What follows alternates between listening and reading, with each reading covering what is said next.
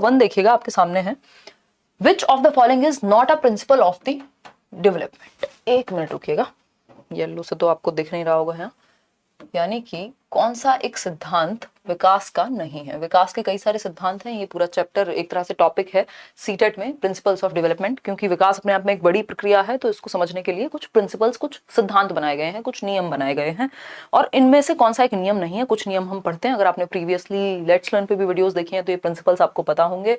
इस बार थोड़ा सा ट्वीक करके क्वेश्चंस कुछ कुछ पूछे गए हैं, तो बताइए फटाफट से। बाकी सभी को गुड इवनिंग, नमस्कार, राम राम, सत श्री अकाल, अस्सलाम वालेकुम, what ever you feel connected with.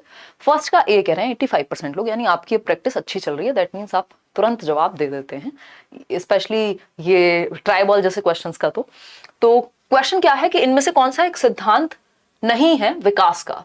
तो development occurs along a single course, यानी विकास क्या है, एक धारणीय या एक आयामी प्रक्रिया है, यानी एंड नॉट यूनिडायमेंशनल। डेवलपमेंट क्या है, सिंगल कोर्स में होता है, एक धारणा में या एक प्रकार का होता है, और यूनिडायमेंशनल नहीं है। ये नॉट नहीं आएगा यहाँ, ये टाइपिंग मिस्टेक है, क्योंकि ये बात तो फिर सही हो जाएगी। विकास क्या है, यूनिडायमेंशनल ना होके मल्टी डायमेंशनल है, बहुआयामी है, यानी हम शारीरिक पक्ष में भी बढ़ते हैं, हम इमोशनली भी डेवलप हो रहे हैं, हम कॉग्निटिवली दिमाग से भी डेवलप हो रहे हैं, सोशल डेवलपमेंट भी हमारे अंदर है ना, इसके अलावा इमोशनल डेवलपमेंट भी है। मतलब कई प्रकार से हमारे अंदर डेवलपमेंट होता है, चाहे वो लैंग्वेज हो जो कि कॉग्निटिव का ही हिस्सा है, चाहे वो मोटर डेवलपमेंट हो जो कि फिजिकल का ही हिस्सा है, ठीक है, सोशल डेवलपमेंट का हिस्सा है मॉरल डेवलपमेंट। तो विकास मल्टी डायमेंशनल है, यूनी नहीं हो सकता। यूनी का मतलब हुआ सिंगल डायमेंशन, ऐसा थोड़ी सिर्फ शारीरिक पक्ष में ही विकास होगा, यानी आपकी सिर्फ हाइट ही बढ़ेगी, दिमाग नहीं बढ़ेगा, इमोशंस पे कंट्रोल नहीं आएगा, सामाजिक रूप से आप कैसे बिहेव कर रहे हैं वो बेटर नहीं होगा, सब कुछ बेटर होता है। तो मल्टीपल आयाम है, यानी बहुआयाम है, मल्टीपल डायमेंशंस हैं किसकी, डेवलपमेंट की। तो ये बात इन्होंने गलत कह दी, और हमें गलत ही चाहिए था, क्योंकि गलत ही पूछा है, सिद्धांत कौन सा नहीं है, तो ये तो क्लियर है। फिर भी देखते हैं बी ऑप्शन। बी ऑप्शन क्या है, development proceeds from the top down and from centre to outwards. भाई हमें सारे ऑप्शंस चेक तो करने पड़ेंगे ना, क्या पता पहले से ऑप्शन बेहतर हो, बेस्ट ऑप्शन चूज करना है हमें।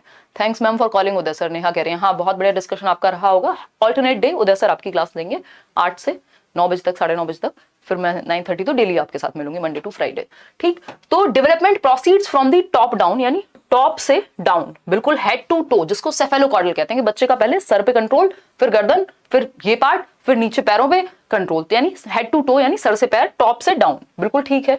फ्रॉम सेंटर टू आउटवर्ड, यानी केंद्र से सीमाओं की ओर, यानी पहले हार्ट डेवलप होगा, स्पाइनल कॉर्ड डेवलप होगी, फिर बाहर की ओर कंट्रोल आएगा। ये क्या है आपका, बताओ फटाफट से, प्रॉक्सिमो डिस्टल डेवलपमेंट है, ठीक, जिसको समीपस्थ दूरस्थ विकास कहते हैं। तो ये तो सही है, बट हमें सही थोड़ी चाहिए, हमें गलत चाहिए था, जो कि ए ऑप्शन है। फिर सी ऑप्शन पढ़ते हैं, development is influenced by both nature and nurture. Nature का मतलब है प्रकृति, जिसको हम हेरिडिटी कहते हैं, जिसको परिवर्तित नहीं किया जा सकता, जो कि एक स्टैटिक फैक्टर है, यानी फिक्स्ड है। भाई आपकी आंखों का रंग अगर आपको बचपन में ब्राउन मिल गया है ना, ब्राउन रंग हो गया, तो अब ऐसा थोड़ा ना है कि आप कल को ब्लू कर लोगे बिना लेंस लगाए, नेचुरली तो चेंज नहीं कर सकते ना, वो तो फिक्स है, स्टैटिक है, यानी हेरिडिटी, नेचर स्टैटिक है। नर्चर क्या है, हमारा पोषण या हमारा वातावरण, एनवायरमेंट। हेरिडिटी एंड एनवायरमेंट दोनों इंपॉर्टेंट होते हैं, ये बात हमें समझ में आती है। फिर है development occurs in socio cultural context, यानी विकास सामाजिक सांस्कृतिक परिप्रेक्ष्य में होता है। बिल्कुल सही बात है, जिस समाज और जिस संस्कृति में हम रहते हैं उसी संदर्भ के एग्जाम्पल्स हम देते हैं, उसी संदर्भ की हम बातें सीखते हैं, उसी संदर्भ में हमारा विकास होता है, बिल्कुल ठीक बात है, ठीक। तो यानी विकास हमारा समाज और संस्कृति से प्रभावित होता है, ऐसा कौन कहते हैं, वाइगॉस्की कहते हैं, ठीक। तो ए ऑप्शन ही सही है, क्योंकि बाकी तीनों बातें सही थी, पहला ऑप्शन गलत था। अब आपको सिर्फ यहाँ पे ये नहीं रट लेना कि आंसर सही कौन सा है, आपको ये देखना है कि एक तो गलत कौन सा है और क्यों है, दूसरा बाकी की 3 चीज आपको जानने को मिली किसके बारे में, डेवलपमेंट के बारे में, कि डेवलपमेंट की ये 3 विशेषताएं हैं कि नेचर एंड नर्चर, यानी हेरिडिटी और एनवायरमेंट दोनों से प्रभावित होता है। सेंटर टू आउटवर्ड जाता है, यानी प्रॉक्सिमो डिस्टल है। टॉप से डाउन जाता है, यानी सेफेलोकॉर्डल है। सोशियो कल्चरल कॉन्टेक्स्ट प्रभावित करता है इसको, यानी जिस समाज और संस्कृति में है, जो कि वाइगॉस्की भी कहते हैं, विकास को प्रभावित करेगा। तो ये 3 ऑप्शन के साथ आपको और 6 बातें जानने को मिली, तो वो जानना जरूरी है, क्योंकि ऐसा तो है नहीं कि कोई रटे रटाए क्वेश्चन आने, ठीक। तो ये था ए ऑप्शन इसका सही उत्तर। आगे बढ़ेंगे क्वेश्चन नंबर 2 पर। पूछा है cephalocaudal principle is applicable in the sphere of. आप पेपर उठा के देखिएगा, शायद ही आपको कोई ऐसा पेपर मिलेगा सीटेट का या even most of the exams में जहां पे प्रिंसिपल ऑफ डेवलपमेंट या सेफेलोकॉर्डल, प्रॉक्सिमो डिस्टल, इन दोनों में से किसी एक पे क्वेश्चन देखने को मिलता है, और इसमें हमारी गलतियां भी होती हैं, जबकि ये आसान क्वेश्चंस होते हैं, ठीक। सेफेलोकॉर्डल मतलब सेफेल मतलब खोपड़ी, सर से पैर की ओर जाने वाला विकास, हेड टू टो, ठीक है, पैर का अंगूठा, उदय सर की क्लास कमाल थी, बहुत बढ़िया अंकिता। चलिए, ए ऑप्शन कह रहे हैं motor development. Cephalocaudal principle is applicable in the sphere of, यानी जो शीर्षगामी सिद्धांत है, शीर्षगामी यानी शीर्ष से, सर से नीचे की तरफ, पैर की तरफ, हेड टू टो। ये है एक प्यारा सा बच्चा, है ना, और सर से पैर की ओर जाएगा विकास, यानी पहले बच्चा अपना सर संभालना सीखेगा, धीरे धीरे फिर पैरों पे कंट्रोल आएगा तो वो चलना भी सीखता है। ठीक है, हेड टू टो जाता है, सिर से पैर की ओर। तो सेफेलोकॉर्डल डेवलपमेंट किसके अंदर आता है, किस प्रकार के विकास से जुड़ा हुआ है? क्या लैंग्वेज डेवलपमेंट से जुड़ा हुआ है? भाई बच्चे का चलना लैंग्वेज डेवलपमेंट है। अगर किसी को बोलना नहीं आता, क्या वो चल नहीं सकता? तो ये तो कुछ और ही बात हो गई, लैंग्वेज तो नहीं होगा। ठीक, कॉग्निटिव डेवलपमेंट दिमाग से संबंधित है, मेनली तो नहीं हो सकता है चलना प्रभावित हो दिमाग के कारण, बट मेनली नहीं होगा, है ना। फिर है मॉरल डेवलपमेंट, ये तो सोशल डेवलपमेंट से संबंधित है, क्या सही है और क्या गलत है। ठीक, तो ये किससे जुड़ा हुआ मोटर डेवलपमेंट से। और मोटर डेवलपमेंट किसके अंदर आता है? फिजिकल डेवलपमेंट के, शारीरिक विकास के। गामक विकास यानी मोटर डेवलपमेंट का मतलब क्या हुआ कि आप मोटर एक्टिविटीज कर पाए, चलना फिरना, दौड़ना, भागना, जितनी भी एक्टिविटीज जिनमें स्पीड, जिनमें प्रिसीजन, जिनमें फिजिकल एक्टिविटी इन्वॉल्व होगी, तो वो मोटर डेवलपमेंट कहलाएंगी। ठीक है, मोटर डेवलपमेंट दो प्रकार का होता है। अब इसको हल्का सा समझ लेंगे 2 मिनट दे करके, कोई जल्दीबाजी है नहीं, बहुत समय, हमारे पास पूरा जीवन पड़ा हुआ है। ठीक है, मतलब पूरा जीवन तो नहीं है, 6 महीने तो है ही। देखिएगा एक बार, अगर हम बात करें, हमने अभी क्या समझा, फिजिकल डेवलपमेंट यानी शारीरिक विकास के अंदर। देखो, लैंग्वेज को लेकर परेशान मत होना, अगर यहाँ फिजिकल लिखा है, इतने आम छोटे बच्चे नहीं है कि ये ना समझ पाए कि फिजिकल का मतलब शारीरिक होता है। तो क्योंकि आप हिंदी मीडियम से, तो इस चीज को देख करके परेशान नहीं होना कि यार इंग्लिश में फिजिकल लिख दिया है, शारीरिक क्यों नहीं लिखा। फिजिकल डेवलपमेंट से जुड़ा हुआ क्या है? मोटर डेवलपमेंट, यानी गतिक विकास, गति करना, दौड़ना, भागना, गत्यात्मक विकास, मोटर डेवलपमेंट। ठीक है जी। अब इस मोटर डेवलपमेंट में भी 2 प्रकार होते हैं मेजरली। वो 2 प्रकार कौन से हैं? एक है gross motor skills, gross motor skills यानी स्थूल गतिक कौशल, और फाइन मोटर स्किल्स यानी सूक्ष्म गतिक कौशल। ठीक है, फाइन मोटर स्किल्स, फाइन मतलब, फाइन बोलते हैं ना सूक्ष्म को, कि भाई कोई धागा है तो बहुत ही फाइन है ना। तो अगर हम बात करते हैं तो ये ग्रॉस और फाइन यानी स्थूल गतिक, और फाइन मोटर यानी सूक्ष्म गतिक। इसकी दिशा क्या होती है? ग्रॉस से फाइन जाता है। ये भी क्वेश्चन पूछा जाता है कि ग्रॉस टू फाइन जाएगा कि नहीं, तो फाइन टू ग्रॉस नहीं जाएगा, ग्रॉस टू फाइन जाएगा। कि पहले ग्रॉस का मतलब है बड़ी मसल्स, जो आपकी बड़ी मांसपेशियां हैं, बिग मसल्स पे जो आपका कोऑर्डिनेशन या कंट्रोल है। जैसे बड़ी मसल्स कौन सी हो सकती है? आपके जो बॉडी के बड़े पार्ट्स हैं उन्हीं में बड़ी मसल्स होंगी, चाहे वो आपकी टांगे हो, चाहे वो आपके हाथ हो, यानी ये आर्म्स आपकी। ठीक, तो अगर हम बात करें तो जो हमारा चलना फिरना, दौड़ना, भागना, ये सब किस में आएंगे? जंप करना, ग्रॉस मोटर स्किल्स में। फाइन मोटर स्किल में क्या आएगा? छोटी मसल्स का कोऑर्डिनेशन, स्थूल नहीं है ये, सूक्ष्म है ना। तो स्मॉल मसल्स का कोऑर्डिनेशन, जैसे हमारी आंखों की मसल्स, जैसे हमारी उंगलियों की मसल्स। तो ड्राइंग, पेंटिंग, आपका जो निटिंग, इसके अलावा अगर हम बात कर रहे हैं राइटिंग, ये सारी चीजें किस में आएंगी? ये सब आएंगी फाइन मोटर स्किल्स में। तो ये एक चीज से हम बहुत सारी चीजें सीख सकते हैं। ठीक, अगर जल्दबाजी हमें नहीं है तो, और अभी समय है आराम से सीखने का। आगे बढ़ेंगे तो मोटर डेवलपमेंट, सेफेलोकॉर्डल प्रिंसिपल किससे जुड़ा हुआ है? मोटर डेवलपमेंट से। तो अगर आपने इतना डिटेल नहीं समझी होती तो आप ये क्वेश्चन में उलझ जाते, अगर सिर्फ ऊपर ऊपर से पढ़ के गए होते कि सेफेलोकॉर्डल का मतलब होता है हेड टू टो। अब आपको पहुंचना पड़ेगा कि हेड टू टो आएगा किसमें? चलने फिरने से संबंधित है ना, तो मोटर डेवलपमेंट। अगर फिजिकल होता मोटर की जगह तो उसको लगा देते। क्वेश्चन नंबर 3 देखिएगा एक बार, पोल में जवाब दीजिएगा। Dash is a sensitive period pertaining to language development. पता नहीं कितनी बार सीटेट में क्वेश्चंस रिपीट हुए हैं, इवन ये वाला स्पेशली। सेंसिटिव पीरियड यानी भाषा विकास के संदर्भ में संवेदनशील काल, इसका नाम बदल बदल के आपसे पूछा जा सकता है। अभी मैं बताऊंगी और किस नाम से ये आ सकता है। ठीक है, अच्छा जूली भाई नजर उधर मत लगाओ, गीलू कम कीजिए, बहुत ज्यादा है मैम प्लीज। 1500 शोभित। अच्छा यार, इतने सारे टीचर्स हैं, ऑफलाइन ऑनलाइन, इतनी टेस्ट सीरीज, दुनिया भर की चीजें हैं।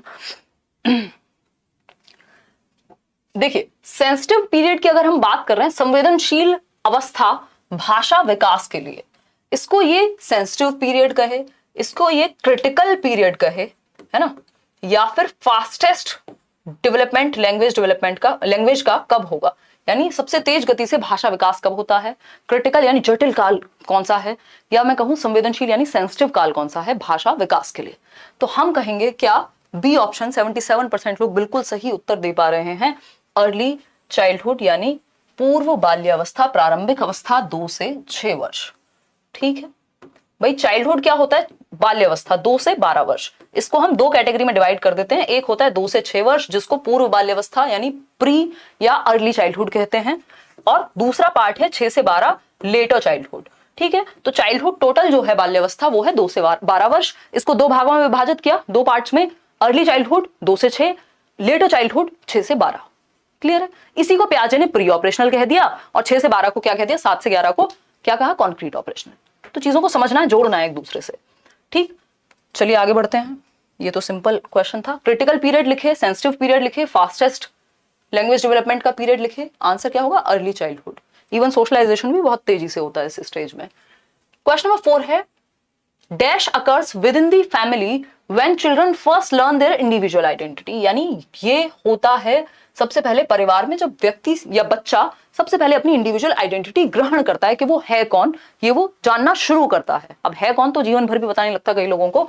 Acquire language and develop initial cognitive skills, यानी भाषा को एक्वायर करना सीखता है। और initial cognitive skills, initial cognitive skills क्या है? थोड़ा बहुत सोचना, इमेजिन करना, है ना, समझना चीजों को, ये सारी चीजें आ जाएंगी आपकी। रीजन करना हल्का फुल्का, ये सब की शुरुआत होती है कॉग्निटिव स्किल्स की। अब ये कहां पे क्या है ये? यानी आपकी इंडिविजुअल आइडेंटिटी फॉर्म होगी सबसे पहले, लैंग्वेज आप एक्वायर करेंगे, इनिशियल कॉग्निटिव स्किल्स सीखेंगे, इनिशियल बिहेवियर सीखेंगे। क्या है ये? प्राइमरी सोशलाइजेशन है जो परिवार में होगा 3 साल के आसपास तक, और फिर आप स्कूल जाने लगते हैं और आपके अंदर सेकेंडरी सोशलाइजेशन यानी बाहर की दुनिया से आप सेकेंडरी सोशलाइजेशन करते हैं। सबसे पहले परिवार क्या है? मिनिएचर वर्जन है, छोटा रूप है समाज का, सोसाइटी का। तो पहले आप दुनिया के नियम कायदे कानून तौर तरीके परिवार से सीखते हैं, फिर उसके बाद बाहर जाकर के सीखते हैं। तो प्राइमरी सोशलाइजेशन में हमेशा फैमिली आती है, और अगर सेकेंडरी की बात करें तो स्कूल या आसपास की चीजें। ठीक, कई बार नेबरहुड को प्राइमरी में भी डाल देगा अगर फैमिली के साथ है तो, नहीं तो स्कूल के साथ डालेगा तो सेकेंडरी होगा। ठीक, सेकेंडरी स्कूल लिखा होता तब हम सोच सकते थे यही सेम क्वेश्चन अगर स्कूल लिखा होता फैमिली की जगह तो हो जाता सेकेंडरी। छिपा हुआ यहाँ पे कुछ है नहीं, एक्टिव सोशलाइजेशन की यहाँ बात नहीं हो रही। जनरली आपका जो क्वेश्चन है सीटेट में वो आता है प्राइमरी, सेकेंडरी, और आजकल जो आने लगा है वो है आपका रीसोशलाइजेशन, और एक होता है anticipatory socialisation. According to the theory of Lawrence Kohlberg, Kohlberg ने मॉरल डेवलपमेंट की थियरी दी है, यानी नैतिक विकास की थियरी दी है। किस लेवल पे उन्होंने कहा है कि मॉरल थिंकिंग यानी मॉरल रीजनिंग, मॉरल थिंकिंग का मतलब क्या है? मॉरल रीजनिंग यानी नैतिक चिंतन का मतलब है नैतिक तर्क। ठीक है, ठीक है, इतनी बात क्लियर है?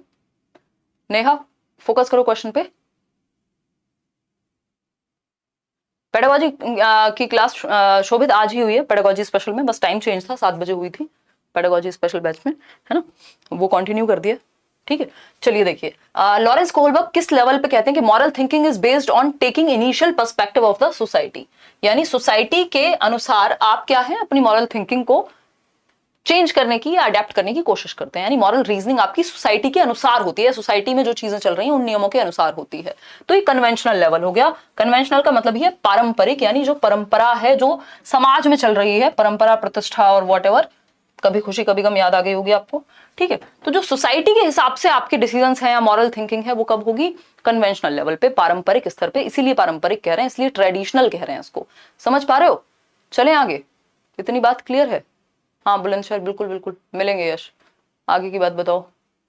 डेली शुरू हो गई है आज से, राधे कृष्ण जी। जो पेडागोजी स्पेशल क्लास है आज वाली देख लीजिएगा, अच्छा टॉपिक था।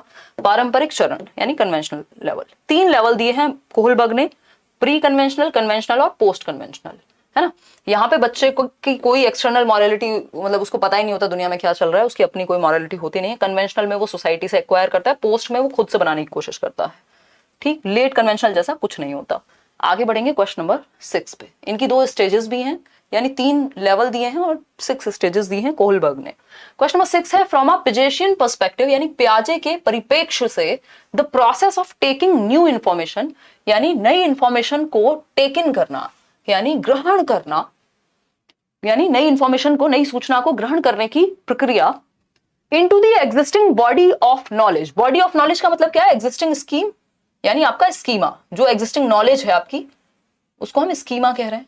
अपने स्कीमा में आपने क्या किया? नई इंफॉर्मेशन को ऐड किया, दैट मींस एसिमुलेट किया। एकोमोडेट क्यों करेंगे? चेंज करना होता तब तो एकोमोडेट लिखते ना। सिंपल है, पियाजे के सैद्धांतिक दृष्टिकोण से नई सूचनाओं को अपने मौजूदा ज्ञान में, जो ज्ञान पहले से है उसी में ऐड कर लिया, एसिमुलेट करना। जब तक एडजस्ट, अडेप्ट, मैनिपुलेट ये सब ना लिखा हो तब तक एकोमोडेशन के चांसेस कम होते हैं। चेंज ये सब ना लिखा हो, ठीक है। हालांकि चेंज दोनों में होगा, एसिमुलेशन में भी एकोमोडेशन में भी, चाहे आप नया ऐड करें चाहे आप चेंज करें, परिवर्तन तो होगा ही। तो एसिमुलेशन यहां पे राइट आंसर है, क्योंकि आपने पुराने स्कीमा में अपने दिमाग में जो भी चीजें सेट थी उन्हीं में कुछ और ऐड कर लिया, यानी एसिमुलेट कर लिया न्यू। क्वेश्चन नंबर 7 देखिएगा। मीना की बात चल रही है, वो छोटी सी मीना आती थी ना, सब पढ़े सब बड़े में। Meena has begun to use words and started understanding that words represent objects। यानी जो मीना है उसने शब्दों का इस्तेमाल करना शुरू किया है अभी, और उसको एक अंडरस्टैंडिंग आई है words represent objects, कि ए से एप्पल हो सकता है, ये अंडरस्टैंडिंग उसमें आई है कि जो वर्ड्स हैं वो ऑब्जेक्ट्स को रिप्रेजेंट कर सकते हैं, है ना। जैसे यहां पे पेन लिखा जाए तो इस पेन की जो रिप्रेजेंटेशन है वो ऐसी हो सकती है, पता नहीं है मैंने रॉकेट बना दिया शायद, देखिएगा एक बार। अगर हम बात करते हैं, ठीक है, यानी रिप्रेजेंट करने लग गए ऑब्जेक्ट्स को, यानी सिंबॉलिक थॉट आ गया है। She is also beginning to reason logically, ये वर्ड ध्यान से पढ़िएगा, कल भी हमने डिस्कस किया था, एमर्जेस यूज हुआ था इसकी जगह पे। इस बार इन्होंने इस क्वेश्चन को बहुत घुमा के पूछा है ना। क्वेश्चन क्या है, she is also beginning to reason logically though she can not perform conservation. बच्चे में अभी संरक्षण नहीं आया। संरक्षण क्या है कि शेप और साइज के चेंज होने से क्वांटिटी सेम रहती है, क्वांटिटी परिवर्तित नहीं होती। यानी 200 ml पानी चाहे आप इस ग्लास में डालो, इस बॉटल में डालो, किसी पतीले में डाल दो, बाल्टी में डालो, सेम ही रहेगा, 200 ml ही रहेगा। इसकी शेप और साइज से क्वांटिटी में परिवर्तन नहीं होगा। ये क्या होता है, ये होता है कंजर्वेशन, संरक्षण जिसको हम कहते हैं। तो संरक्षण अभी आया नहीं है बच्ची में, दैट मीन्स संरक्षण नहीं आया तो कॉन्क्रीट ऑपरेशनल से पीछे की एज है ना। अकॉर्डिंग टू जीन पियाजे which stage of cognitive development is Meena in, Meena किस अवस्था में है। देखो यहां पे कंफ्यूजन हुई होगी, ये तो आप समझ गए होगे कि सिंबॉलिक थॉट, यानी जब सिंबल्स, लैंग्वेज क्या है, सिंबल्स हैं, सिंबल्स अरेंज हैं प्रॉपर। अगर हम बात करें लैंग्वेज की तो यानी सिंबॉलिक थॉट आ गया कि लैंग्वेज से वो ऑब्जेक्ट्स को रिप्रेजेंट करना सीख गई है। दूसरा पॉइंट इसमें है जो कि कंफ्यूजिंग है कि she is also beginning to reason logically, यानी अब तर्क करने लगी है। बिगिनिंग इंग्लिश में याद रखिएगा, नहीं तो हिंदी में कंफ्यूज हो जाएंगे, क्योंकि हिंदी में उन्होंने लिखा है अब तर्क करने लगी है, इसका मतलब तर्क तो आ ही गया फिर। बट बिगिनिंग टू रीजन का मतलब है अभी तर्क शुरू हुआ है या आना शुरू हुआ है ना। एमर्जेस, कल यहां पे लिखा हुआ था कि लॉजिकल थॉट एमर्जेस, यानी उभरना शुरू हुआ है, आ नहीं गया पूरी तरह से, उभरना शुरू हुआ है। ऐसा थोड़ी है कि एक दिन 7 साल का हुआ बच्चा अचानक से लॉजिक प्रकट हो गया, वो पहले ही थोड़ा बहुत तो शुरू हो गया होगा ना उभरना, तो एमर्ज होना शुरू हो गया। दैट मींस अभी कहानी ये नहीं हुई है कि लॉजिकल थिंकिंग आ चुकी है, ठीक है ना। तो प्री ऑपरेशनल स्टेज है इसका सही उत्तर, कॉन्क्रीट नहीं होगा। नहीं तो ज्यादातर लोग जल्दबाजी में जैसे लॉजिक देखते हैं घबरा करके या खुश होकर के आंसर कॉन्क्रीट ऑपरेशनल लगा देते हैं। तो बात यह कि बिगिनिंग टू क्या रीजन या फिर एमर्ज हुआ है अभी लॉजिक, ठीक है ना। और अगर सिंबॉलिक थॉट लिखा हुआ है तो सिंपली समझ जाओ कि मोस्ट चांसेस जो है 99% वो है कि प्री ऑपरेशनल स्टेज होगा, ठीक है। तो 2 से 7 वर्ष पूर्व संक्रियात्मक अवस्था, पियाजे की 4 अवस्थाएं हैं। क्वेश्चन नंबर 8 देखिएगा। क्वेश्चन नंबर 8 है the concept of zone of proximal development, यानी समीपस्थ विकास के क्षेत्र का संप्रत्यय किसने दिया। ZPD बोलते हैं हम इसको शॉर्ट में, जोन ऑफ प्रॉक्सिमल डेवलपमेंट, संभावित विकास का क्षेत्र। संभावित विकास का क्षेत्र क्या है कि वहां तक संभावना है कि आपका विकास हो सकता है। यानी पहले जब तक आपको यह नहीं समझ आ रहा था कि सीटेट हो पाएगा कि नहीं हो पाएगा, किसी से हेल्प मिल गई तो वो संभावना थी, शायद आपको नहीं पता था बट संभावना थी। तो इस दायरे में संभावना होती है विकास की, ठीक है। आप यहां खड़े हुए हैं, यहां तक की चीजें आप खुद कर लेते हैं, लेकिन इसके बाद आपको ये वाला जो पोर्शन है इसमें चाहिए हेल्प, यही है वो संभावना का क्षेत्र, ठीक है। तो ये जोन ऑफ प्रॉक्सिमल डेवलपमेंट है कि आपका विकास हो सकता है यदि आपको हेल्प मिल जाए सही तरीके से। इसकी बात लेव वाइगोस्की करते हैं। अगर यहां स्कैफोल्डिंग लिखा होता और पूछा होता किसने दिया था तो जेरोम ब्रूनर आ जाता, लेकिन scaffolding most of the case में आज तक, क्योंकि क्वेश्चन इस तरह से पूछा नहीं है कि स्कैफोल्डिंग किसने दिया था, स्कैफोल्डिंग प्रयोग करने की बात आ रही है तो वाइगोस्की आंसर होगा, दिया किसने था तो Jerome Bruner. But generally most of the cases में मुझे लगता है स्कैफोल्डिंग से आपका काम वाइगोस्की से ही चल जाएगा, स्पेशली सीटेट में आपसे पंगे नहीं लेने चाहिए उनको, ठीक। चलिए ZPD और मोर नॉलेजेबल अदर की भी बात करता तब भी आंसर, क्योंकि ZPD में ही मोर नॉलेजेबल अदर होता है। स्कैफोल्डिंग क्या है, टेम्परेरी हेल्प, है ना, टेम्परेरी हेल्प। ये सब छोटे छोटे कॉन्सेप्ट हैं जो वाइगोस्की के बारे में आपको याद रखने हैं। बेसिकली वाइगोस्की के बारे में जस्ट आपको 6 चीजें याद रखनी है। वो क्या है, एक है ZPD, zone of proximal development, वो दायरा जहां पे संभावना है विकास की। इस दायरे में एक व्यक्ति होगा, मोर नॉलेजेबल अदर, जो आपसे ज्यादा जानता होगा, आपको मदद करेगा। तीसरी एक चीज है स्कैफोल्डिंग, यानी मचान या ढांचा या फिर टेम्परेरी हेल्प। ये 3 पॉइंट्स हुए। 3 और पॉइंट हैं जिसको हम SCL बोलते हैं। सोसाइटी यानी समाज की बात करते हैं वो सीखने के लिए, कल्चर की बात करते हैं यानी संस्कृति की बात करते हैं, और लैंग्वेज यानी भाषा को एक यंत्र के रूप में देखते हैं। तो ये 6 चीजें हैं जो आपको वाइगोस्की के साथ याद रखनी है। 99% आपका आंसर गलत नहीं होगा अगर ये सिर्फ 6 चीजें पता हैं। वैसे तो और भी चीजें हैं, रेसिप्रोकल टीचिंग है, असिस्टिव लर्निंग है, बट कोऑपरेशन कोलैबोरेटिव लर्निंग है, पीयर ट्यूटरिंग है, बट ये 6 चीजें आपके आंसर को गलत नहीं कराएंगी अगर आपको थोड़ी सी समझ है तो। ठीक, चलिए खैर, रॉबर्ट एम गेने की लर्निंग की हायरार्की है, डेविड ऑजुबेल मीनिंगफुल लर्निंग दिया है, जो कि आपका सीटेट में पूछा नहीं जाता। आगे बढ़ते हैं क्वेश्चन नंबर 9 पे। देखिएगा क्वेश्चन नंबर 9 क्या कहता है। Which statement correctly lays out the fundamental principle of Lev Vygotsky, यानी एक फंडामेंटल प्रिंसिपल होता है ना, यानी कि एक मूल सिद्धांत, यानी वो व्यक्ति मुख्य रूप से किस चीज में विश्वास रखेगा, है ना। तो ये जो मूल सिद्धांत है वाइगोस्की का वो क्या है, तो हमें पता है समाज, संस्कृति, भाषा, स्पेशली सोसाइटी और कल्चर की वो बहुत बात करते हैं। ठीक है, ठीक है, धन्यवाद शोभित। चलिए देखिए क्वेश्चन पर फोकस कीजिए, फटाफट से जवाब दीजिए। और 91% लोग बी ऑप्शन कह रहे हैं। चलिए ठीक है,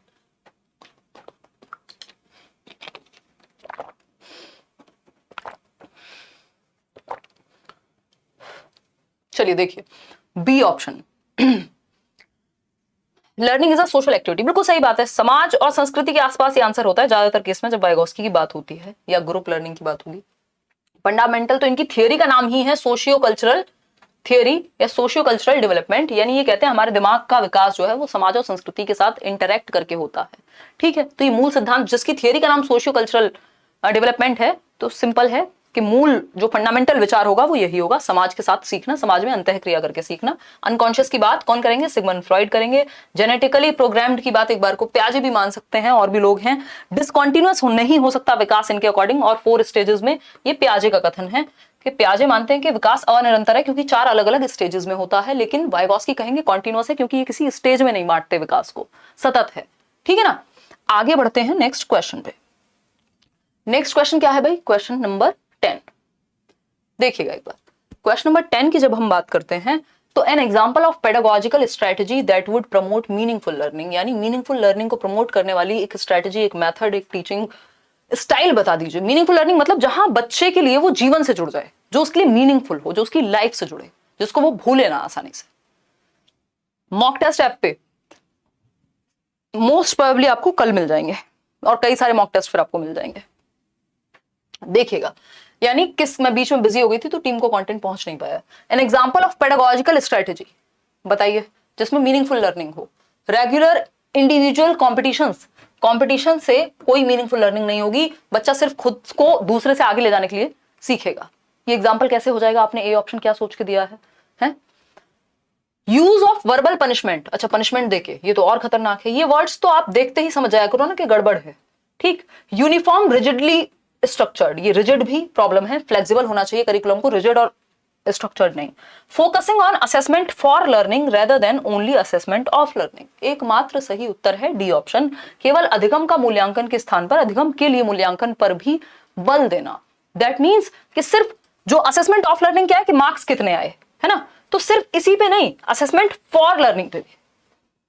ठीक है, सिर्फ इस पे नहीं कि कितने परसेंट आए, जो कि ऑफ लर्निंग में होता है। फॉर लर्निंग है कि कैसे सीख रहे हो, सीखते सीखते आपको ड्यूरिंग द टाइम भी असेस कर रहे हैं, आकलन कर रहे हैं कि सीखते कैसे हो। तो D option is the right answer. आगे बढ़ेंगे तो मीनिंगफुल लर्निंग तब होगी जब आप वो सीखता कैसे उस पर भी फोकस करेंगे, उसका भी आकलन करेंगे, और जहां परिवर्तन की जरूरत है वहां परिवर्तन भी होने देंगे। क्वेश्चन नंबर 11 है, which one of the following developmental theory advocates that cognitive development, यानी संज्ञानात्मक विकास, प्रोसीड्स सिंबॉलिक लैंग्वेज डेवलपमेंट, यानी पहले आता है किससे, भाषा के विकास से। याद आया कोई व्यक्ति, अगर प्याजे, वाइगोस्की कभी आपने थियरी देखी है और लाइक शेयर करना याद रहा है तो आपको जवाब मिल जाएगा, है ना। देखिए, निम्नलिखित में से कौन सा विकास का सिद्धांत इस बात का समर्थन करता है कि बच्चे में संज्ञानात्मक विकास सांकेतिक भाषा विकास का पूर्वगामी है, यानी भाषा विकास से पहले संज्ञानात्मक विकास आएगा, यानी आपका संज्ञान का विकास, आपकी कॉग्निटिव स्किल्स, आपकी मानसिक क्षमताओं का विकास यदि हो चुका है तो भाषा विकास बाद में आ जाएगा, कोई दिक्कत नहीं। इसका सिंपल मतलब ये है कि पहले थॉट आता है, बाद में लैंग्वेज आती है। यानी जब बच्चा ये बोल नहीं पा रहा कि ये पेन है, तब भी उसके दिमाग में इसको लेके कोई विचार होगा कि ये पेन है, ठीक है। तो हम क्या कह सकते हैं, ये पियाजे का कथन है, सिंपल। पियाजे कहते हैं thought not only proceeds language but also determines it, यानी विचार सिर्फ भाषा को, भाषा से पहले नहीं आता बल्कि इसको निर्धारित भी करता है। यानी पहले आप जब बोलते हैं तो उससे पहले आप दिमाग में सोचते हैं। ये चीज इतनी तेजी से हो रही होती है कि आपको पता नहीं होता है ना। तो ये पियाजे का थॉट है, ठीक है। वाइगोस्की की जब हम बात कर रहे हैं तो वाइगोस्की का कहना यह है कि भाई भाषा एक टूल है कॉग्निटिव डेवलपमेंट का, और पियाजे कह रहे हैं कॉग्निटिव डेवलपमेंट से लैंग्वेज आ रही है। समझ पा रहे हो, दो ऑपोजिट बात है। एरिक्सन का इस बात पे कोई कहना नहीं है, बेंड्यूरा भी सच कोई बात नहीं कर रहे। आगे बढ़ेंगे क्वेश्चन नंबर 12 पे। ये सब चीजें तब समझ आएंगे, थोड़ा थियरी ठीक से समझ लोगे। क्वेश्चन नंबर 12 देखिए, वैसे मैं कोशिश कर रही हूँ कि आसान भाषा में समझ में आ सके। Which of the following is not an effective practice adopted by a teacher in the classroom to address gender stereotypes.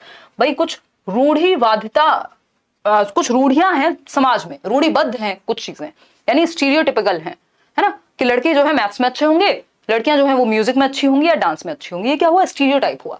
तो इस तरह के स्टीरियोटाइप को एड्रेस करने के लिए कौन सी एक एक्टिविटी या प्रैक्टिस नहीं है, दैट मींस इसका सिंपल मतलब क्या हुआ, नहीं है का मतलब क्या है, ऐसा कौन सा ऑप्शन है जो स्टीरियोटाइप को बढ़ावा देता है, जिससे स्टीरियोटाइप प्रमोट होगा, है ना। क्वेश्चन को पढ़ के समझना जरूरी है, क्योंकि नहीं लिखा हुआ है तो पूरा क्वेश्चन चेंज हो जाएगा, घूम जाएगा। लिखा क्या है, जेंडर रूढ़िवादिता यानी लिंग रूढ़िबद्धता को रोकने के लिए एक अध्यापक द्वारा कक्षा में प्रयोग की जाने वाली कौन सी विधि उचित नहीं है। यानी आपको क्या होना है as a teacher, gender sensitive होना है, संवेदनशील होना है, बट आप जेंडर सेंसिटिव नहीं कहलाएंगे यदि आप इनमें से कोई एक तरीका अपनाएंगे। तो कौन सा तरीका हो सकता है, काउंटर जेंडर बायस, यानी जब आप पक्षपात को चुनौती देते हैं तो इससे तो पक्षपात खत्म हो जाएगा, क्योंकि जैसे आप लॉजिकल रीजनिंग लगाएंगे कि ये नहीं होना चाहिए, ऐसा तो कोई साइंटिफिक लॉजिक नहीं है कि लड़के जो है मैथ्स में अच्छे होंगे लड़कियां नहीं होंगी, तो वो तो खत्म हो जाएगा। तो ये तो सही उत्तर नहीं है, क्योंकि ये तो सही बात है, हमें गलत बात पकड़नी है। Separate seating arrangement for boys and girls in the classroom, ये बात जो है बिल्कुल सही है कि लड़कों को अलग बिठा दो और लड़कियों को अलग बिठा दो। इससे क्या होगा, जेंडर स्टीरियोटाइप को बढ़ावा मिलेगा, है ना। आप खुद से कह रहे हैं कि पता नहीं आप में क्या अलग है और क्या, तो आप बम फट जाएगा अगर एक साथ बैठ जाएंगे। तो उस केस में क्या है, आप स्टीरियोटाइपिंग को बढ़ावा दे रहे हैं। डिस्कशन ऑन जेंडर डिस्क्रिमिनेशन, अगर डिस्कशन होगा तो प्रॉब्लम सॉल्व हो जाएगी, क्योंकि जैसे ही अवेयरनेस या नॉलेज बढ़ेगी बच्चों की तो स्टीरियोटाइप खत्म होने लगेंगे। Use of examples which show boys and girls in non conformist roles, यानी लड़कियों और लड़कियों के वो गैर पारंपरिक उदाहरण देना कि भाई शकुंतला देवी तो मैथ्स में बहुत अच्छी थी, या फिर अगर हम बात कर रहे हैं कर्णम मल्लेश्वरी की तो वो तो इतना 130 किलोग्राम तक वेट लिफ्ट कर लेती हैं। तो ये क्या हुआ, ये तो उल्टे एग्जाम्पल हो गए। जो लोग ये कहते हैं कि लड़कियां कमजोर हैं तो उनके लिए तो ये बहुत अलग एग्जाम्पल हो गया, गैर पारंपरिक हो गया, नॉन ट्रेडिशनल हो गया, है ना। तो उस केस में क्या हुआ कि ये तो ऑपोजिट है।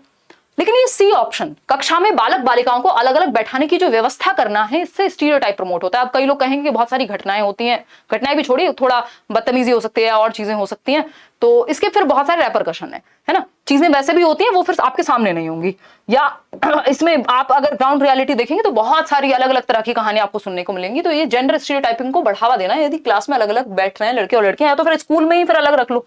हालांकि वो भी कोई बहुत अच्छा तरीका नहीं हुआ, बट पॉइंट नहीं हुआ ना साथ में पढ़ने का। ठीक है जी, इतनी बात क्लियर है हमें, या कोई दर्द परेशानी समस्या भी बाकी है। मॉक टेस्ट कैसे दें ऐप पे ये बताओ। डाउनलोड करो ऐप और मॉक टेस्ट का ऑप्शन होगा, फ्री होते हैं सारे मॉक टेस्ट आपके लिए स्पेशली। अच्छा अंकिता, चलो आ जाओ। अगर हम बात करें क्वेश्चन नंबर 13 की, Paro helps her father in his carpentry shop. Paro एक बच्ची है जो अपने पिताजी को उनकी कारपेंट्री की शॉप में मदद करती है, यानी बढ़ई की दुकान में मदद करती है। कारपेंटर जो लकड़ी का सामान बनाते हैं उनकी बेटी है और वो उनको मदद करती है। भाई स्वाभाविक है, घर में जो काम है उसमें मदद कर देती है।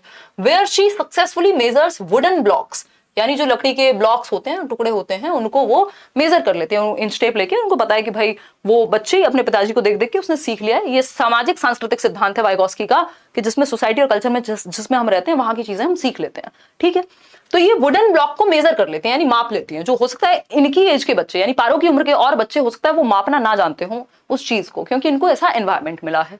तो ये इनकी एक विशेषता हो गई। Using techniques taught by her father, जो उसके पिताजी ने उसको टेक्निक सिखाई है कि यहां से ये लगाओ और ऐसे मेजर कर लो, इतने इंच होता है, ऐसे बन जाता है। ठीक, she is recently admitted to a public school. अब बच्ची का एडमिशन कराया पिताजी ने कि एक पब्लिक स्कूल में जाएं, थोड़ा पढ़ें, है ना, अंग्रेजी मीडियम पढ़ लें थोड़ा और अच्छा सीखें। किस कैटेगरी में? EWS कैटेगरी में, यानी इकोनॉमिकली वीकर सेक्शन। आपका RTE कहता है कि 20% बच्चों को जो है इकोनॉमिकली वीकर सेक्शन में आप एडमिट कराएंगे। ठीक, तो उस कोटे में इनका एडमिशन हो गया, जबकि इनकी जो सामाजिक आर्थिक स्थिति है वो थोड़ी सी कमजोर है उन बच्चों से जो वहां पे आते हैं ऑलरेडी अमीर माँ बाप के बच्चे। Where she is unable to cope up with the academic demands, especially in this situation, the teacher should। अब बच्ची को क्या है, यहाँ जो शैक्षिक अपेक्षाएं हैं कि बाकी बच्चे तो फर्राटेदार अंग्रेजी बोल रहे हैं या उनके घर का माहौल तो अलग है, वो तो सुंदर सा टिफिन लेके आ रहे हैं और ये एक कुछ वैसा लेके जा रही है, मान लीजिए पॉलिथिन में खाना लेके जा रही है, तो वो बच्ची वहां पे अडेप्ट नहीं कर पा रही। जो एनवायरमेंट है उसमें उसको अजीब महसूस हो रहा है, वो वहां एक्सेप्टेबल फील नहीं कर रही। इसका मतलब ये नहीं कि वो सीखने में असमर्थ है उन बच्चों के साथ। ठीक, तो टीचर को क्या करना है, उसको एक्सेप्टेबल महसूस कराना है, यानी जो उसकी स्ट्रेंथ है, जो वो प्रीवियस नॉलेज लेके आई है, उससे आप कनेक्ट करेंगे आज की चीज को, ताकि कॉन्फिडेंस बिल्ड हो जाए।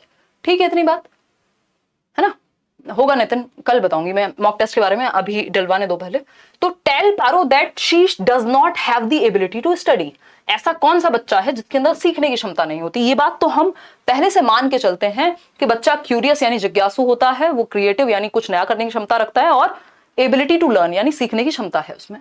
ठीक, तो ये तो बच्चे में कमी नहीं निकालनी होती। सबसे पहला फंडा तो ये है कि बच्चे में कमी नहीं निकालनी होती, हमें अपने मेथड में कमी ढूंढनी है या इंप्रूवमेंट करना है। बी ऑप्शन है give test and encourage repeated drill and practice, यानी बार बार परीक्षा दो और ड्रिल प्रैक्टिस रिपीटेडली कराते रहो, जिससे रट्टाफिकेशन प्रमोट होगी। इससे कोई डर तो निकल नहीं जाएगा बच्चे का, रोट लर्निंग हो जाएगी, तो ये भी नेगेटिव है। Contextualise the curriculum and study material for Paro, यानी जो पाठ्यचर्या है, जो करिकुलम है और जो स्टडी मटेरियल है, उसको संदर्भित कर दो पारो के लिए, यानी उसके संदर्भ से, जिस बैकग्राउंड से वो आती है उसको उससे जोड़ दो। बिल्कुल सही बात है, बच्चे की लाइफ से कनेक्ट कर दिया, एनसीएफ भी यही कहता है।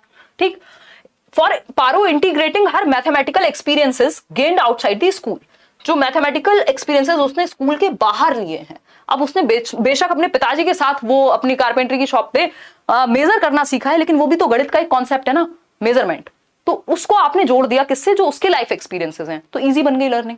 ठीक, ask Paro to keep her knowledge gained at home separate from knowledge gained in school. देखो ये तो उल्टी बात हो गई। एनसीएफ क्या कहता है, बच्चा जो घर पे सीख के आया है या जो घर पे जैसा माहौल है, हम वैसा उसको स्कूल में उतना ही कंफर्टेबल फील करा पाए और जो वो गैप है उसको कम कर पाए, कनेक्ट कर पाए स्कूल की नॉलेज को बाहर की नॉलेज से। ठीक है, तो ये तो ऑपोजिट बात हो गई। तो सी ऑप्शन सही है कि बच्चा जिस संदर्भ से, जिस समाज से, जिस परिप्रेक्ष्य से आ रहा है, जिस संस्कृति से आ रहा हो, उसी तरह के उदाहरण देने, उसको कनेक्टेड फील कराना है, फिर वो धीरे धीरे कोप अप कर जाएगा उस माहौल में। ठीक है, तो C option is the right answer. आगे बढ़ेंगे क्वेश्चन नंबर 14।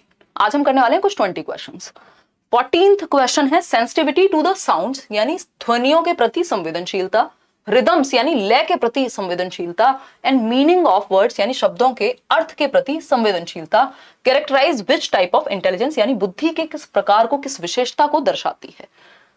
व्यक्ति हैं हावर्ड गार्डनर, मल्टीपल इंटेलिजेंस यानी बहुबुद्धि का सिद्धांत इनकी थियोरी है। बुक का नाम है फ्रेम्स ऑफ माइंड, 1983 में आई थी। ठीक है, फ्रेम्स ऑफ माइंड 1983 में आई थी, जिसमें इन्होंने बहुबुद्धि का सिद्धांत दिया और कहा कि intelligence is not a single entity, यानी बुद्धि सिर्फ एक क्षमता नहीं है, एक कोई चीज नहीं है कि बुद्धि बस एक एंटिटी है, एक फैक्टर है, ऐसा नहीं है। बुद्धि के कई प्रकार हो सकते हैं। ठीक है, तो ये जो गार्डनर हैं जिन्होंने 8 प्रकार की बुद्धि की बात की है, अभी recently he died I think. देखिएगा एक बार, अगर हम बात करते हैं, हाँ 68% लोग सी कह रहे हैं, बिल्कुल सही बात है। बाकी के लोग कहाँ उलझे हुए हैं, है ना। देखिएगा एक बार, 14-15% लोगों को ए और बी लग रहा है। यार इंटरपर्सनल में तो लोगों को समझना आएगा ना, अंतर्व्यक्तिक। जब आप दूसरों के मूड, दूसरों के इंटेंशंस, दूसरों के व्यवहार को समझने में अच्छे हो तो इंटरपर्सनल यानी व्यक्तियों को समझने में अच्छे हैं तो अंतःव्यक्तिक, अंतर्व्यक्तिक। अंतराव्यक्तिक जब आप सेल्फ, खुद के ही व्यवहार, खुद के ही मूड को समझने में अच्छे हो। यहाँ तो लैंग्वेज की बात ही नहीं होती। जहां पे लय, ध्वनि, शब्द और शब्दों की मीनिंग की बात हो रही है, दैट मींस लैंग्वेज की बात हो रही है। अगर यहाँ म्यूजिकल इंटेलिजेंस लिखा होता तो थोड़ा बहुत कंफ्यूजन आपका समझ में आता था मुझे कि भाई म्यूजिकल इंटेलिजेंस की बात हो रही है और यहाँ पे लय और ताल की भी बात हो रही है। ठीक है, धन्यवाद स्टैंड अप क्लासेस। चलिए अगर हम बात करें तो ये भाषिक बुद्धि है। क्या है? भाषा को समझना है, क्योंकि ध्वनि, भाई कौन सी साउंड कैसे प्रोनाउंस करेंगे आप, ये भी तो आपकी लिंग्विस्टिक इंटेलिजेंस में आएगा ना। आप कितने सेंसिटिव हैं साउंड को लेके, रिदम को लेके, मीनिंग ऑफ वर्ड्स को लेके। अगर ये सब यहाँ मीनिंग ऑफ वर्ड्स, रिदम्स नहीं लिखा होता तो हो सकता है वर्ड्स ना लिखा होता तो ये म्यूजिक की तरफ भी जा सकता था। तो C option is the right answer. Special होता है जब आप स्थानिक बुद्धि, आप दिशाओं का ज्ञान रखते हो, आप आर्किटेक्ट बन सकते हैं उस केस में, आप कार्टोग्राफर जो नक्शा बनाते हैं वो बन सकते हैं। इसके अलावा अगर हम बात कर रहे हैं तो आप मूर्तिकार बन सकते हैं, है ना, स्पेशल इंटेलिजेंस में। क्वेश्चन नंबर 15 देखते हैं।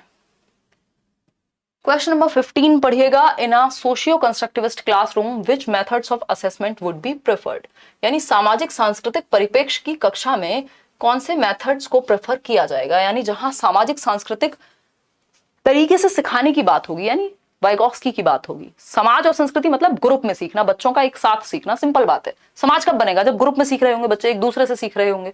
तो कोलैबोरेटिव प्रोजेक्ट, कोऑपरेटिव प्रोजेक्ट, ये सब अच्छी बात है। सहयोगी प्रायोजित कार्य, यानी जहां बच्चे ग्रुप में सीख रहे हैं वही होगा, क्योंकि सोसाइटी और कल्चर की बात हो रही है। ठीक, ऑब्जेक्टिव टेस्ट में तो कहां ग्रुप बन रहे हैं, स्टैंडर्डाइज्ड टेस्ट में भी कोई ग्रुपिंग नहीं हो रही, कोई बच्चे एक दूसरे का सहयोग करके नहीं सीख रहे।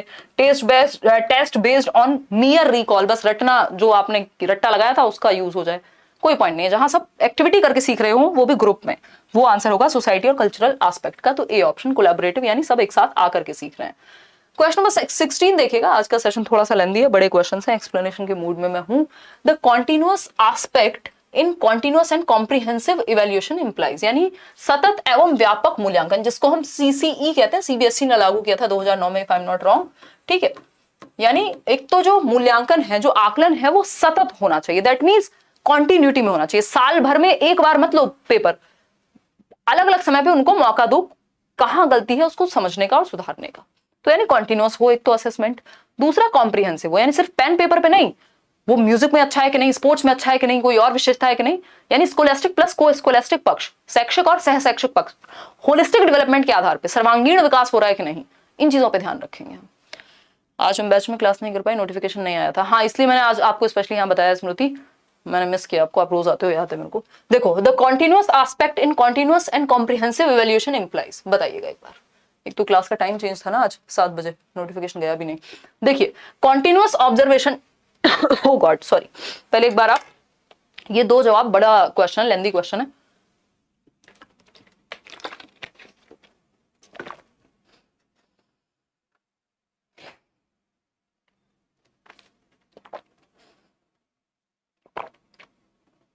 सत्य प्रकाश, विनोद को छोड़ दो, अब विनोद पुराने हो गए, अब हम नया जोक लेके आएंगे, जब नया मीम आएगा तो नया जोक लाएंगे, है ना। देखिए, 85% लोग ए कह रहे हैं, देखते हैं समझते हैं। कॉन्टिन्यूअस का मतलब क्या है, कॉन्टिन्यूअस एंड कॉम्प्रिहेंसिव में, continuous observation and support to children during teaching learning employing different tools. बिल्कुल सही बात है कि आप बच्चों को कॉन्टिन्यूअसली क्या कर रहे हो, ऑब्जर्व कर रहे हो कि वो सीखता कैसे है, क्या परिवर्तन हो सकता है, और साथ साथ आप मूल्यांकन भी कर रहे हो, बिल्कुल सही बात है। इससे कोई भय नहीं आएगा बच्चे में, आप देख लेंगे उसकी स्ट्रेंथ्स क्या है, उसकी वीकनेसेस क्या है, डेली बेसिस पे। ऐसा नहीं अचानक से एक दिन नींद से जागे और टेस्ट लेना शुरू कर दिया, है ना। कॉन्टिन्यूअस कंपैरिजन, बच्चों के कंपैरिजन नहीं किए जाते अदर बच्चों से, खुद से कर सकते हो उसी बच्चे की का कंपैरिजन कि इंप्रूवमेंट कितना हुआ है या क्या कमी है। Conducting formal paper pencil test, सिर्फ पेपर पेंसिल टेस्ट नहीं होता। पीरियोडिक टेस्टिंग ऑफ चिल्ड्रन, सब वाहियात बातें हैं, मेमोराइज और रिकॉल, मतलब रटने पे थोड़ा ना फोकस करेंगे। तो अध्यापन के दौरान विभिन्न उपकरणों का प्रयोग करते हुए छात्रों का साथ साथ मूल्यांकन। ठीक है, बात आगे बढ़ जाए, ये तो हुई एक बात। चलिए क्वेश्चन नंबर 17 देखिए, 3 क्वेश्चन और हैं इसके बाद। अगर हम बात करते हैं, आसान क्वेश्चन है ये तो, student should be encourage to set, किस तरह के गोल्स आपको सेट कराने हैं बच्चों में। तो ये जो गोल्स होने चाहिए, ना तो ये परफॉर्मेंस ओरिएंटेड होने चाहिए, ना ये फेलियर अवॉइडेंस वाले होने चाहिए, और ये क्या होने चाहिए, मास्टरी ओरिएंटेड होने चाहिए। तो ये सब तो अपने आप ही हट जाता है कि बच्चा क्या है, प्रवीणता अभिमुखी लक्ष्य रखे, यानी उसको मास्टरी गेन करनी है, किसी चीज में पारंगत होना है, इस चीज के लिए वो सीखने पे उसका फोकस हो कि उसको वो सब्जेक्ट अच्छे से आता है। परफॉर्मेंस ओरिएंटेड कब होगा, जब उसका ध्यान है सिर्फ फर्स्ट आने पे, तो फर्स्ट अपने आप आ जाएगा। आपका फोकस होना चाहिए मास्टरी ओरिएंटेड गोल सेट करने पे एज अ टीचर, या बच्चे को हेल्प करने में। परफॉर्मेंस या फेलियर अवॉइडेंस वाले नहीं कि किसी तरह से पास हो जाए या फिर फर्स्ट आ जाए। सबसे बेटर है मास्टरी ओरिएंटेड, यानी उनका फोकस इस बात पे हो कि मुझे सब कुछ आता हो। क्वेश्चन नंबर 18 देखिएगा, विच of the following is a principle of inclusion, यानी समावेशन का कौन सा एक सिद्धांत है। इंक्लूजन का सिद्धांत पूछा है हमसे। इंक्लूजन मतलब एजुकेशन फॉर ऑल, हर तरह का बच्चा क्लास में पढ़ सके, चाहे किसी को देखने में समस्या हो, चाहे कोई गिफ्टेड हो, चाहे कोई स्लो लर्नर हो, चाहे कोई बैकवर्ड लर्नर हो, है ना। एजुकेशन फॉर ऑल, सभी के लिए एक छत के नीचे रेगुलर स्कूल में शिक्षा भेदभाव नहीं होगा, स्टैंडर्डाइज्ड इंस्ट्रक्शन नहीं चलेगा। स्टैंडर्डाइज का मतलब होता है सभी के लिए एक जैसा। यहाँ फ्लेक्सिबल चलेगा, डिफरेंशिएटेड इंस्ट्रक्शन चलेगा, acceptance of individual differences, segregation is against the law of nature, labelling भी नेगेटिव वर्ड है। तो एजुकेशन फॉर ऑल का सिंपल मतलब है एक्सेप्टेंस ऑफ इंडिविजुअल डिफरेंसेस, व्यक्तिगत विभिन्नताओं को स्वीकार करना कि सभी बच्चे एक जैसे नहीं हो सकते, विभिन्नता होती है। तो किसी को देखने में भी समस्या है, वो भी विभिन्न है ना, वो कम और ज्यादा नहीं हम उसको कह रहे हैं, हम कह रहे हैं वो डिफरेंट है, ठीक है। तो सभी तरह के बच्चे एक छत के नीचे आप सीख सकते हैं जब हम इंडिविजुअल डिफरेंसेस को एक्सेप्ट कर लें कि हम व्यक्तियों में व्यक्तिगत विभिन्नताएं पाई जाती हैं, कोई भी दो लोग एकदम सेम नहीं हो सकते, कोई किसी एक क्षेत्र में अच्छा होगा, दूसरा किसी और क्षेत्र में। A child who has partial vision, यानी एक बच्चा जो आंशिक रूप से देख सकता है, पार्शियल विजन मतलब प्रॉपर नहीं देख सकता, देखने में थोड़ी समस्या है बच्चे, ठीक। Should be encourage to opt for home based education, मतलब हम कह देंगे कि तुमको तो स्कूल में पढ़ना ही नहीं चाहिए, तुम घर से पढ़ो, बिल्कुल गलत है, फिर इंक्लूसिव एजुकेशन आपकी तेल लेने चली जाएगी, है ना। फिर बात आती है बी ऑप्शन की, needs to be in separate institution, यानी एक अलग संस्थान में, फिर आपने सेग्रीगेट कर दिया, सेपरेशन नहीं चाहिए, इंक्लूजन चाहिए, इंक्लूसिव एजुकेशन की बात करते हैं हम आज 2022 में। Should become a part of regular school with inclusive provisions, बिल्कुल सही बात है, समावेशी प्रावधानों का पालन करते हुए नियमित स्कूल में जाना चाहिए। यानी आपको यह भी ध्यान रखना है कि बच्चे को आप आगे बिठाएं, बड़ा बड़ा लिखें, क्लियरली बोलें, है ना, और अगर जरूरत पड़े ब्रेल लिपि का इस्तेमाल करें, ऑडियो अपनी क्लियर रखें, लाउड रखें, उसको सेंटर में बिठाएं ताकि क्लियर दिखे, बड़ा लिखें। ये सब क्या है, विशेष प्रावधान हो गए, है ना। एक रेगुलर स्कूल में विशेष प्रावधानों के साथ आपने इन्वॉल्व किया है। डी ऑप्शन क्या है, should be in a regular school, बहुत अच्छी बात है भाई, एक रेगुलर स्कूल में सभी के साथ बिठाएं। रेगुलर स्कूल का मतलब है जहां हर तरह का बच्चा है, with no special provision to encouraging coping behaviour. अगर नो स्पेशल प्रोविजन होगा तो आप बच्चे को प्रताड़ित करेंगे कि बच्चे को देखने में समस्या है, लेकिन आपने क्या कहा, अरे तुम कहीं भी बैठो यार, सब बच्चों की तरह ही हो तुम तो, हम तो इक्वल मानते हैं तुमको, तो ये बेवकूफी हो जाएगी। इक्विटी का ध्यान रखना है, समता का ध्यान रखना है यहाँ पे, ठीक है। तो ये क्या हुआ कि आपको विशेष प्रावधानों का पालन करना है कि अगर कोई बच्चा नहीं चल सकता तो आप उसको या तो ग्राउंड फ्लोर पे क्लास दें, या फिर आपके स्कूल में रैंप हो, किसी बच्चे को सुनने में समस्या है तो अगेन उसको आगे बिठाएं या तेज बोले, या फिर अगर कोई मशीन है तो उसका इस्तेमाल करें, या विजुअल सामग्री ज्यादा दिखाएं क्योंकि उसको सुनने में दिक्कत है, ठीक। उसको ऑडियो टेप्स नहीं दे देंगे कि तुम तो सुन सुन के होमवर्क करो, उसको सुनने में पहले ही प्रॉब्लम है। C option. आगे बढ़ेंगे, क्वेश्चन नंबर 20, आज के लिए आखिरी सवाल है। क्वेश्चन नंबर 20 है, which of the following practices will support creativity in a classroom, यानी कौन सी एक प्रैक्टिस रचनात्मकता को यानी क्रिएटिविटी को एक क्लासरूम में प्रमोट करती है। रचनात्मकता का मतलब है कुछ नया सोचना, कुछ डिफरेंट सोचना, कुछ नोवल सोचना, कुछ ओरिजिनल सोचना, ठीक है जी। यानी निम्न में से कौन सी शिक्षा प्रणाली कक्षा में सृजनात्मकता में सहायक होगी, यानी हम चाहते हैं कि बच्चे कुछ डिफरेंट करें, कुछ नया करें, है ना। बहुत बढ़िया श्वेता। हाँ, छुट्टी हो गई थी ना बीच में, सैटरडे ऑफ था, फिर संडे भी हमने क्या किया सर। अच्छा, इसकी प्लेलिस्ट बना देंगे, बनी हुई है आई थिंक, बस अपडेट कर दूंगी मैं। और हाँ, सैटरडे ऑफ था, संडे वार्ता ही होती है, इस बार मंडे भी ऑफ हो गया था, तो कल से ही शुरू हुई है 3 दिन की छुट्टी के बाद क्लास। देखिए, अगर हम बात करें एक्सेप्टेंस ऑफ इमेजिनेटिव आंसर्स, यानी हम कल्पना करने का मौका दें। अगर बच्चा कल्पना करेगा, इमेजिन करेगा, तो कुछ नया भी सोचेगा, है ना, नेचुरल है, बिल्कुल ठीक बात है। एम्फेसिस ऑन ब्रेनस्टॉर्मिंग, ब्रेनस्टॉर्मिंग का मतलब क्या है, बच्चे बैठे हैं और दिमाग में बारिश हो रही है, किसकी, आइडियाज की, ठीक। तो कुछ नया सोचेंगे, जब 36 आइडिया आएंगे तो 6 कुछ नए भी हो सकते हैं, है ना। एम्फेसिस ऑन कन्वर्जेंट थिंकिंग, ये ऑपोजिट है किसके, क्रिएटिविटी की। क्रिएटिविटी डाइवर्जेंट थिंकिंग से आती है, दिशाओं में सोचने से आती है, कन्वर्जेंट से नहीं आती। कन्वर्जेंट क्या है, ये जो क्वेश्चन आपके सामने लिखा हुआ है ना, ये एमसीक्यू, इसमें कन्वर्जेंट थिंकिंग लगेगी आपको एक सही उत्तर तक पहुंचने में, कि 4 ऑप्शन है, इन्हीं में से कुछ चूज करना है, इसमें आप अपनी बुद्धि का प्रयोग करेंगे। जेपी गिलफर्ड कहते हैं कि डाइवर्जेंट थिंकिंग क्रिएटिविटी से जुड़ी हुई है और कन्वर्जेंट थिंकिंग इंटेलिजेंस यानी बुद्धि से जुड़ी हुई है, अभिसारी सोच। तो इसमें कन्वर्जेंट थिंकिंग लगेगी, आपका बुद्धि का प्रयोग लगेगा कि कौन सा उत्तर सही है, कौन सा गलत है, आपको चूज करना है। आप अपना तो कुछ इन्वेंट नहीं कर देंगे कि 5वां उत्तर आपने बना दिया क्रिएटिविटी लगा के, ऐसा तो कुछ होगा नहीं। तो ये कन्वर्जेंट थिंकिंग है कि बहुत सारे ऑप्शंस में से एक चूज करना। डाइवर्जेंट क्या है, कई सारे ऑप्शंस बना देना और कुछ नया लेके आना, है ना। तो अगर हम बात करें, अब आपको अगर मान लीजिए कितने लोग हैं हम लोग, अभी लगभग 6000 लोग हैं, 16 लोग कम हैं। तो अगर हम बात करें तो 6000 लोगों को अगर कहा जाए कि एक ऐसे लिखो प्याजे पे, या मान लीजिए आप यहाँ सेशन देखने आते हैं तो मेरी टीचिंग टेक्निक पे कुछ लिख दीजिए, तो अलग अलग लोग अलग अलग तरह से ऐसे लिखेंगे। कोई सुंदर सुंदर कलर वाली राइटिंग से लिखेगा, कोई कुछ और फ्लो चार्ट का यूज करेगा। ये क्या हुआ, क्रिएटिविटी हुई, डाइवर्जेंट थिंकिंग हुई स्पेशली, यानी दिशाओं में सोचा आपने कुछ। तो डाइवर्जेंट थिंकिंग होनी चाहिए, कन्वर्जेंट नहीं। टॉलरेंस टू डिसेंट, यानी असहमति के प्रति सहनशीलता, यानी हो सकता है कि आपकी बात से कोई और सहमत ना हो, या बच्चा कोई और आइडिया सोच रहा हो, दूसरा बच्चा कोई और आइडिया सोच रहा हो, तो वहां पे लड़ाई नहीं करवा देनी है कि ये जो सोच रहा है वो सही है और ये गलत है ना। यहाँ पे 2+2 4 नहीं होते क्रिएटिविटी में। वो मूवी याद कीजिए, द स्काई इज पिंक, है ना, कि भाई उसका जो आसमान है वो पिंक भी हो सकता है, चलेगा, क्योंकि क्रिएटिविटी है। तो असहमति के प्रति सहनशीलता यहाँ होनी चाहिए, यानी कुछ डिफरेंट सोच रहा है बच्चा तो उसको आने देना है सोच को। फर्स्ट, सेकंड और फोर्थ, थर्ड सही नहीं है, क्योंकि कन्वर्जेंट थिंकिंग के बारे में बात कर रहा है, यानी D option is the right answer. सही है बात। आप लोग बी क्यों दे रहे हैं? क्या पढ़ लिया, कहां पढ़ लिया आपने? ये थर्ड कहां से सही है भाई? इसको देखो, इसको हटा देती हूं मैं। कन्वर्जेंट थिंकिंग लिखा है, क्रिएटिविटी से कन्वर्जेंट थिंकिंग का दूर दूर तक कोई नाता नहीं है, जस्ट ऑपोजिट है। यहाँ डाइवर्जेंट लिखा होता तब तो थर्ड सही होता ना। थर्ड तो सपने में भी सही नहीं हो सकता, सोते हुए भी, है ना। समझ पा रहे हो? ऐसे नाक मत कटवाओ।